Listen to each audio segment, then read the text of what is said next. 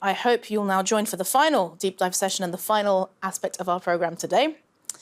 This is the final deep dive session, Human Rights Due Diligence and Legislation. Hosting this session is Rosanne van Wolveren, Workplace Education Coordinator at Fairware. She will be joined by expert contributor Ingrid Albertser, who works on policy engagement at Fairware. I'll now hand over to Rosanne to kick off the session directly.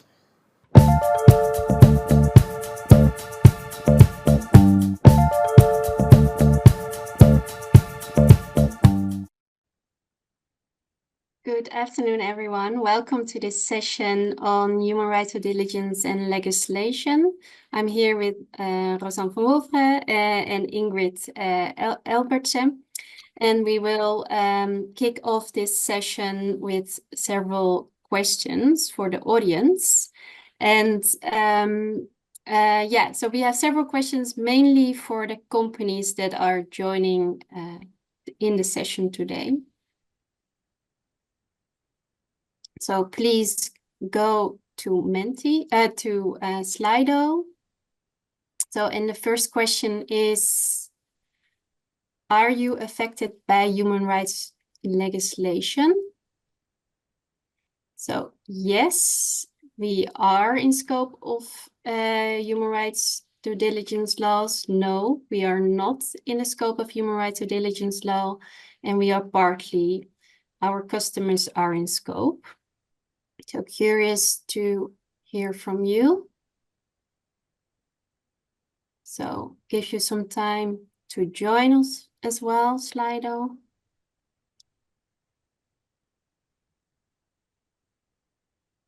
So here, here you find QR codes. Yeah, so getting used to the clicking. So, okay. So the question again, so are you affected by human rights due diligence legislation? So yes, we are in scope of several human rights due diligence laws. No, we are not in scope in human rights due diligence laws. Partly our customers are in scope. So let's see if there are already some answers coming in.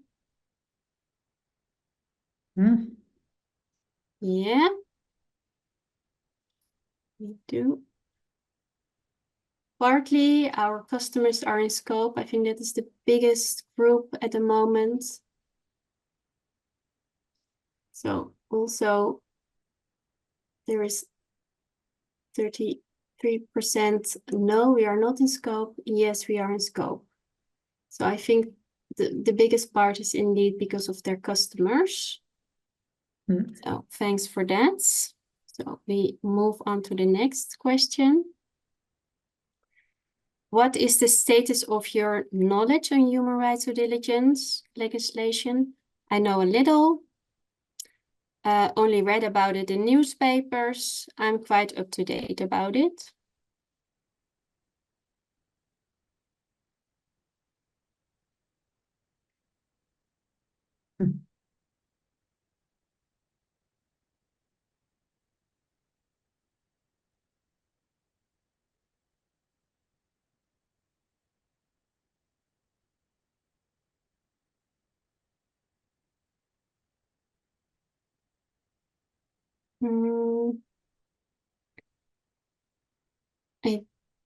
I think people are entering, I suppose, the information.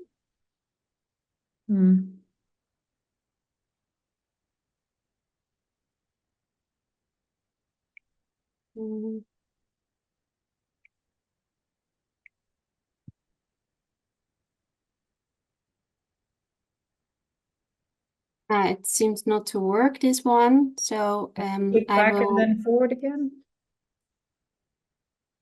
Maybe then it fills in. No.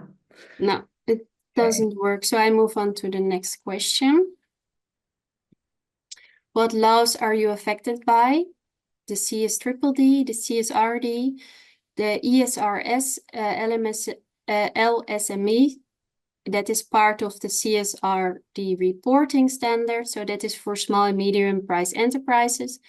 the EU forced labor regulation or other regulation. Curious to hear your answers on this. What laws are you affected by? CSDD, CSRD, also the CSRD, and then the voluntary ESRS standards for small and medium-sized enterprises, the EU forced labor regulation. Hope this one works.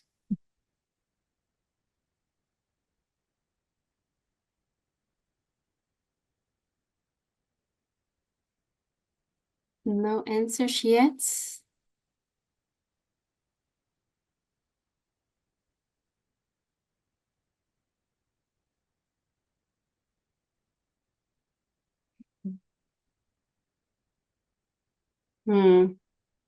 Yes. I think we're restarting. I think yeah. Yeah, 9 people seem to have answered, so 9 companies at least in the room. Yes, so that's a good sign. I don't see any difference So in this. maybe I think we can go back and then forward. Maybe it works then.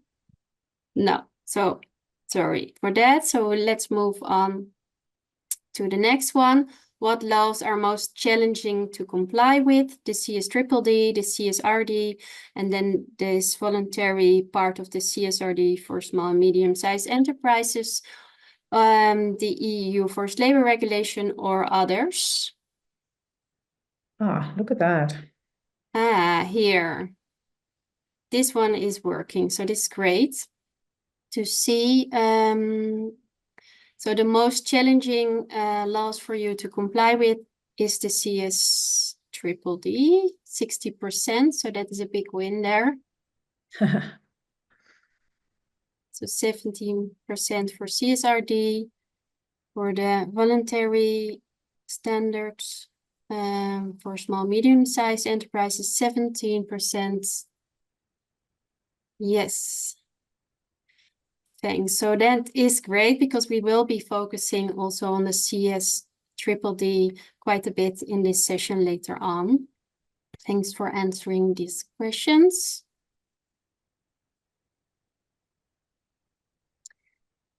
So sorry, the clicking is having a bit of time needed, I think so.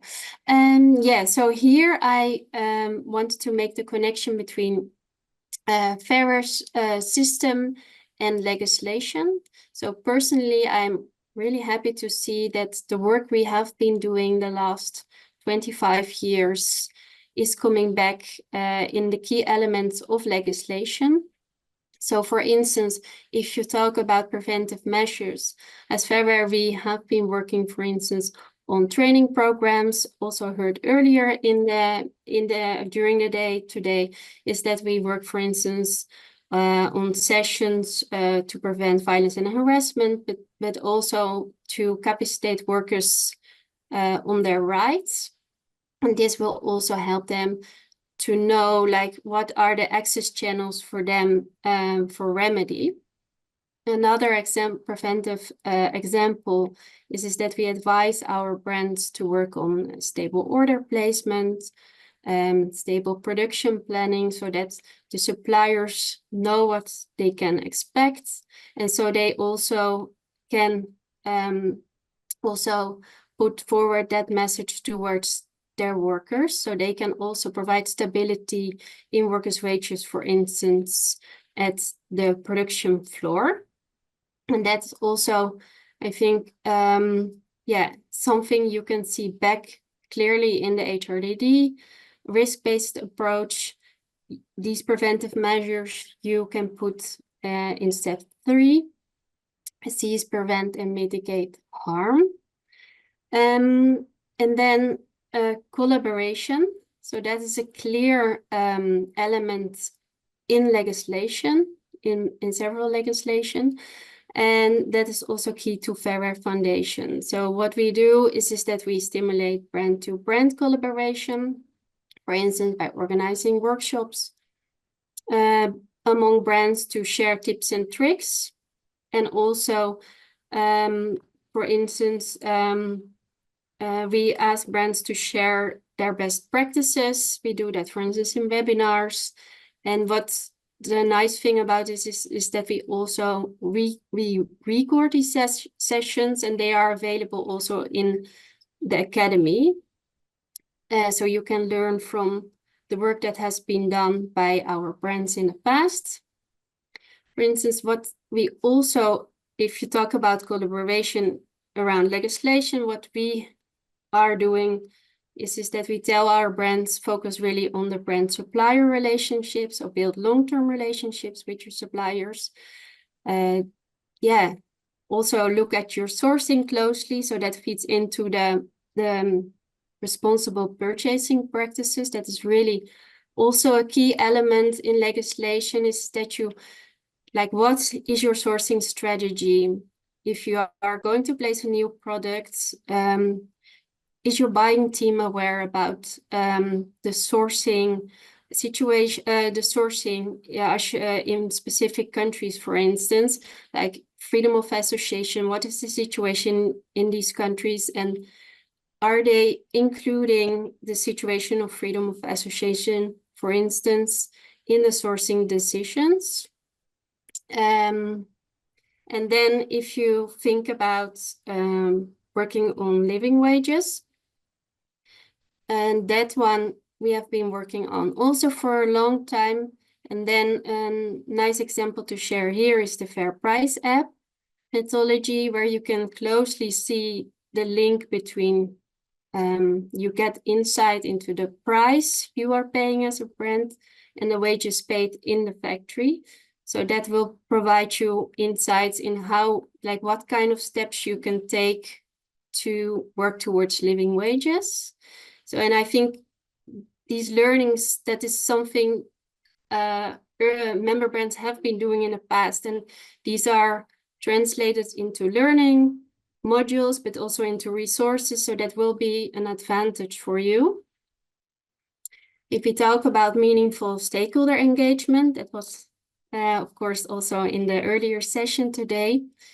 I take that, now in this example, I take that together with access to remedy, is that, for instance, I had as a brand liaison a case where a brand had to pay back workers' wages. So there were outstanding wages, and they used a local stakeholder via Ferrer to pay out the workers their wages. So that was really an they were there, the broker between the affected workers in this case, and then so the supplier was not there anymore. So that was really a helpful resource for this brand, so that they already built up this relationship with the stakeholder.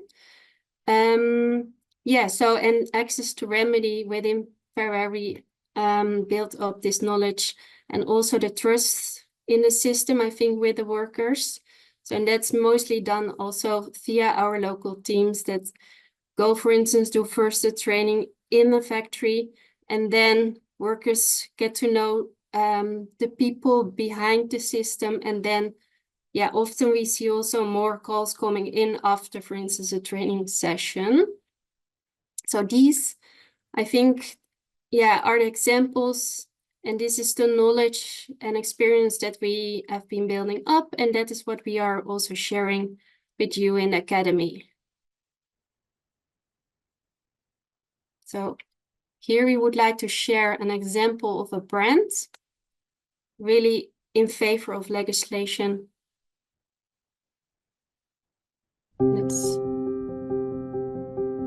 I'm Anna Ruchert, Head of Impact and Responsibility at Hakro.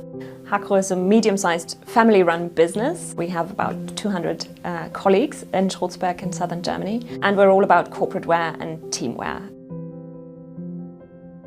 Our basic business model is that we invest in high quality products that we produce for a very long time. So we have high product consistency in our product portfolio. And for that, we work together with a very select few, 11 in total, production partners on tier 1, and especially in long-term business relationships with them. Our most strategic partners have been with us for more than 20 years, one of them even for 25 years.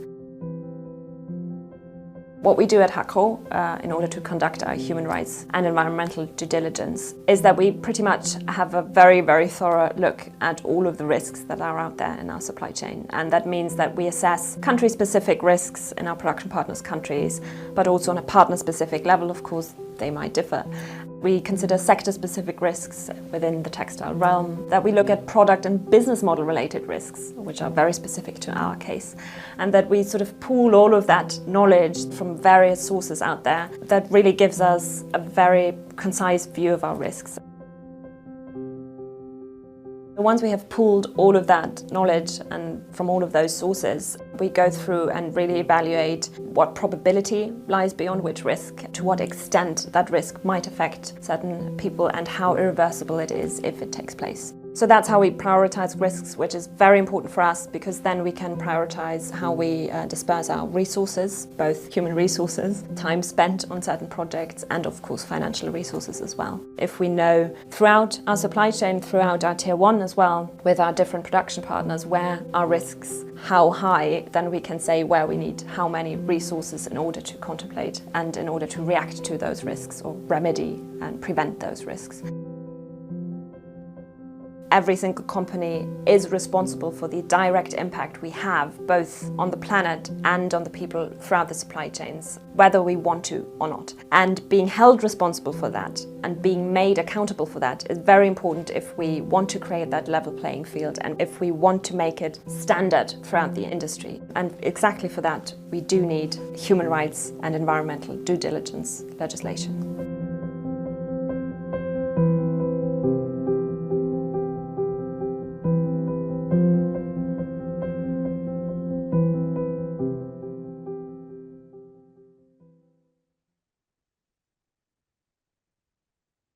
Hello, everyone.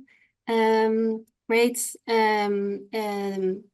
that we saw now this example of a brand. Now I would like to give the floor to Ingrid, my colleague, who will also provide more information on legislation and especially also on the CSDDD. Yeah, hi everyone. Welcome into this not so deep dive into the legislation. Happy to provide you with more information afterwards at any time, of course. So why did Fairware engage with the legislation process at all at EU level and before that at German level? Firstly, to change the industry, the textile industry in this case, all companies should actually perform their human rights and even environmental due diligence. We have seen in the past with brands such as Hakro, as Anna just told us, great results. We've seen the positive impact of performing your human rights due diligence, but we've also seen that it is not enough that on a voluntary basis to change the industry. Too few brands do it, too few brands actually do the whole of the HRDD cycle. Some of them sort of pick and choose. So just living off of our 140 members wasn't enough. We really need to change the whole of the industry. And that means that we need legislation, and we need good legislation. So not just something on paper that forces brands to tick a box, but actually do make the effort and do the work on the ground. This is also to reward the frontrunners, such as the Fairware members, and to push the laggers, those that haven't done anything or even have avoided doing anything, or maybe just weren't aware of HRDD at all. But also to provide a level playing field to those brands that have already on a voluntary basis have been doing their HRDD. And of course, for a long time, this led to more robust supply chains. It is a good investment and has a great return. But of course, at some point, the fact that you're a front runner is not always yielding the profits you would like. So we very much wanted a level playing field, everybody on the same page. But also legislation, if done well and written well, can provide uniformity, more clarity and certainty. What am I to do and what am I not to do for brands and other companies? And it should make mandatory this collaboration that Fair Wear so much favors between brands and suppliers, between brands amongst each other. Also, of course, create responsibility and accountability, even as far as sanctioning actions that are actually unwanted or even damaging to workers or suppliers, or in this case, the environment. Working towards a living wage has always been something that Fair Wear has promoted, but we do see that it's difficult, and even very broad attempts at achieving this really, well, it didn't fail, but it wasn't as successful as hoped for because of a lack of leverage. Leverage is everything, particularly in the textile industry with the many smaller companies. Access to remedy, of course, was very necessary, not just something you choose to have.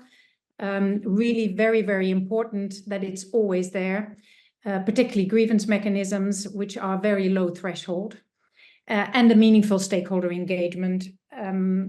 So for legislation, we were looking at those key elements, and of course that in general, it would be aligned with the OECD guidelines, particularly those for the textile sector. And why was that important? Because they've been there for a long time, these OECD guidelines, and everybody who has worked on human rights due diligence, such as other industry and multi-stakeholder initiatives, many of them are partners, have been developing their standards, their processes, their methods and frameworks based on these guidelines. So very important that legislation doesn't actually contradict these efforts. And on the next slide, we see that the CSDDD, one back, please, Roseanne. Okay. Yeah. So what we saw in the CSDDD is that the core duty that it describes actually is the OECD cycle of having a strategy, having a policy of risk scoping, assessing and prioritizing, of devising your corrective and preventive action plans, collaboration with suppliers. And actually, in general, it states that you should work towards improving the living conditions all around your supply chains. All of our main focus points that we were advocating and promoting, being responsible purchasing practices, the meaningful stakeholder engagement, the grievance mechanism, and the risk-based approach, are all in the CSDDD, meaning that the Academy still is aligned with the legislation. Of course, legislation is the mere backbone. It isn't as much as the OECD guidelines tell brands and other companies to perform, but definitely the basics are there, and making it mandatory makes that more companies have to adhere to these rules.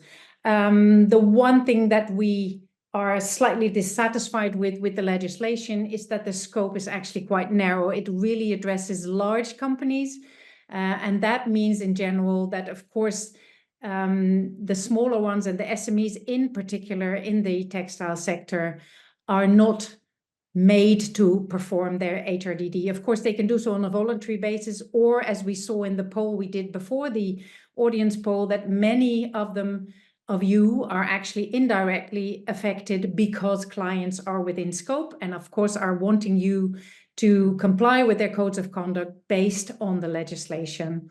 So that's very important.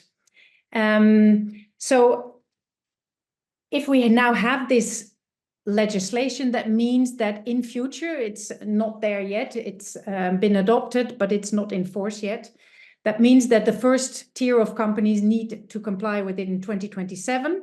And in the meantime, guidelines are being devised. And these guidelines, we are hoping as Fair Wear to make sure that our concepts and frameworks that we have been presenting to you today will be acknowledged and also be used for the textile industry to make sure that the HRDD is performed practically and feasibly. And these guidelines will, of course, be worked into the modules of the academy by the time they are there. They are expected 2027. So that means we have some time to work them into our own academy and other workings as Fairware. And then we have some questions, of course, to you. Now with the CSDDD being there, the CSDDD does have communication duties, but it doesn't actually have reporting duties. Those are moved to the CSRD, so the Corporate Sustainability Reporting Directive.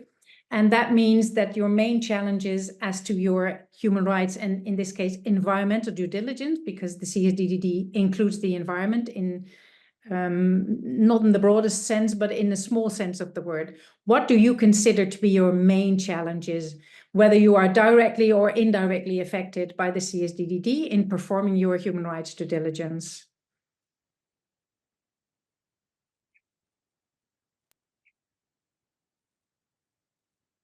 And I think people can just type in what their main challenges are.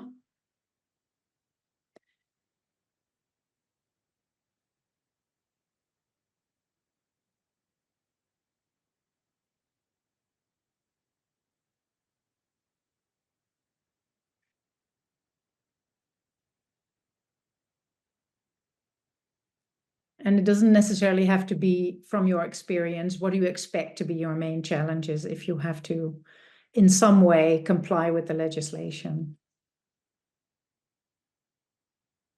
In the meantime, Ingrid, we also received several questions. I can see that. Yes, yes.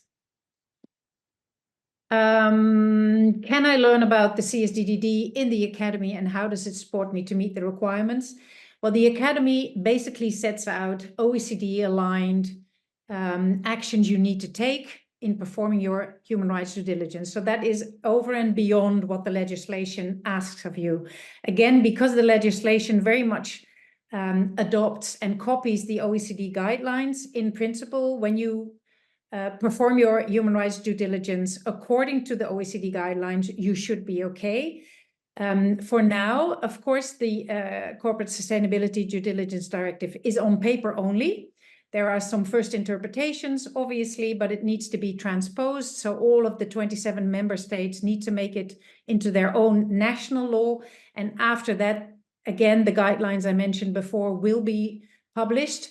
That is basically a step-by-step guidance as to how to implement the CSDDD. And of course, we have already started as Fairware to analyze where do we meet exactly the requirements and where do we deviate because we mostly apply the OECD guidelines. And as soon as we know more about what it means in practice, if we have some experience, if we continue our discussions at EU level about what do you mean with this legislation, including with the European Commission, then we will be sure to make to work this into the academy so that you know where exactly you are actually complying with the legislation and where you are doing more than just that. How does the CSDDD align with the HRDD process? Well, as I said before, the basic duty that is described in about 9 articles in the CSDDD actually cover the 6 HRDD steps. So from policy all the way to grievance mechanism. It does cover that. It even adds a notification system where anybody with some kind of concern or complaint can go to a national contact point, a member state, or maybe even the brand. That is not clear yet, as it is just on paper, to notify them of concerns they have or an issue they've seen, or maybe they've just had a video or know of somebody that is being adversely impacted by the doing business of one of the brands within scope. So that is going to be very important. How does it affect suppliers? Well, we hope in a positive way.